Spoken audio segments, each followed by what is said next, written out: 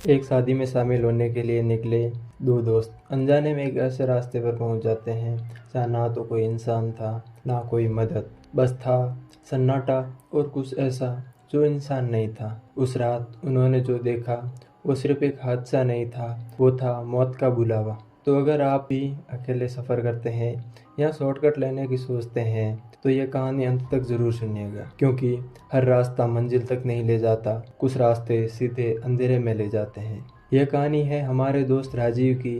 राजीव की उम्र है जो 25 साल है। वह उड़ीसा के संबलपुर में रहता है। वह एक हॉस्पिटल में इंटर्न की पोस्ट पर काम करता है।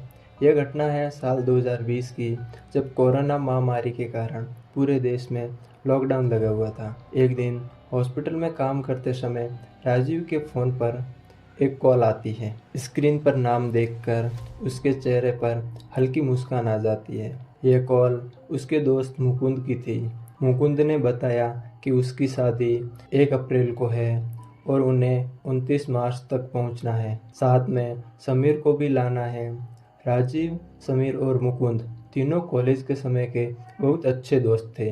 तीनों ने ओडिशा मेडिकल कॉलेज से पढ़ाई की थी। मुकुंद है जो जगन्नाथपुरी में रहता है, राजीव है जो संबलपुर में रहता है और समीर सोबपावली में रहता है। राजीव ने तुरंत समीर को कॉल किया और तय हुआ कि वो 28 मार्च की शाम 7 बजे निकलेंगे। 2 दिन बाद 28 मार्च को समीर दोपहर 1 बजे अपने घर से बाइक लेकर निकला और करीब 2 बजे संबलपुर पहुंच गया।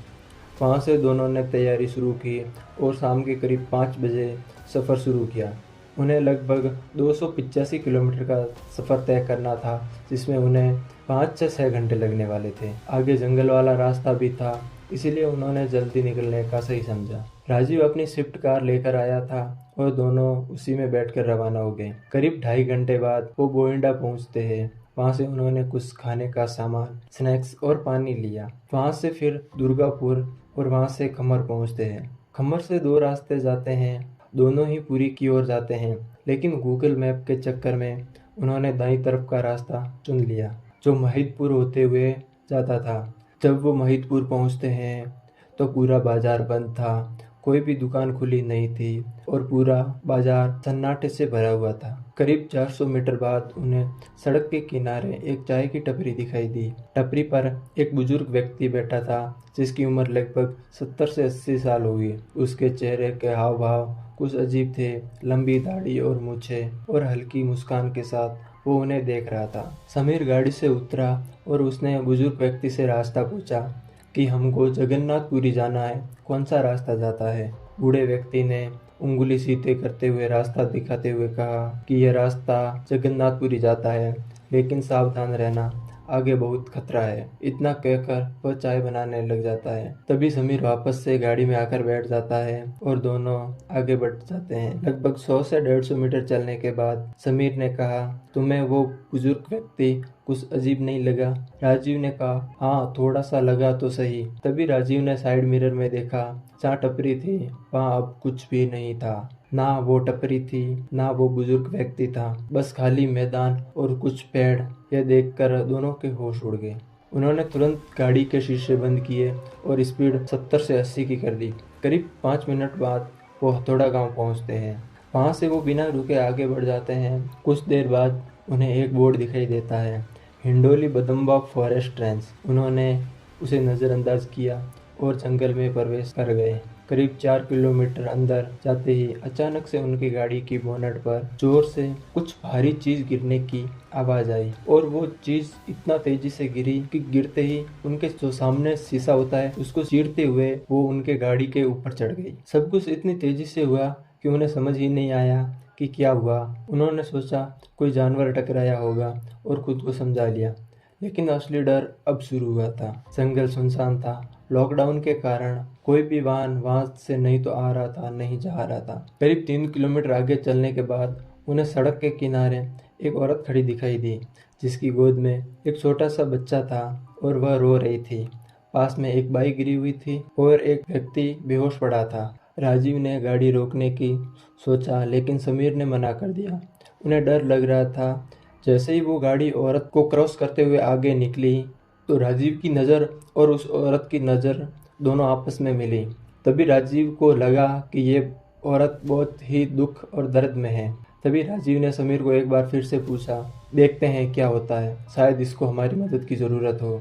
समीर भी मान गया। उन्होंने गाड़ी साइड में लगाई और दोनों उस औरत की ओर बढ़े।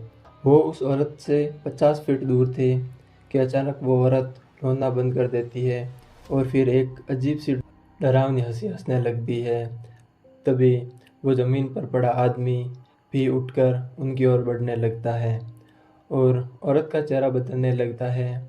उसकी चमड़ी लटक जाती है और उसके आंखों के अंदर काले गड्ढे बन जाते हैं और उसके पैर उल्टे हो जाते हैं।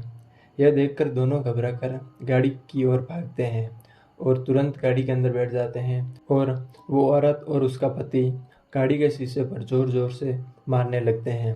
राजीव गाड़ी की स्पीड तेज़ कर देता है और आगे बढ़ने लग जाता है। तभी छत पर जो पहले गिरा था वो भी नीचे गिर जाता है।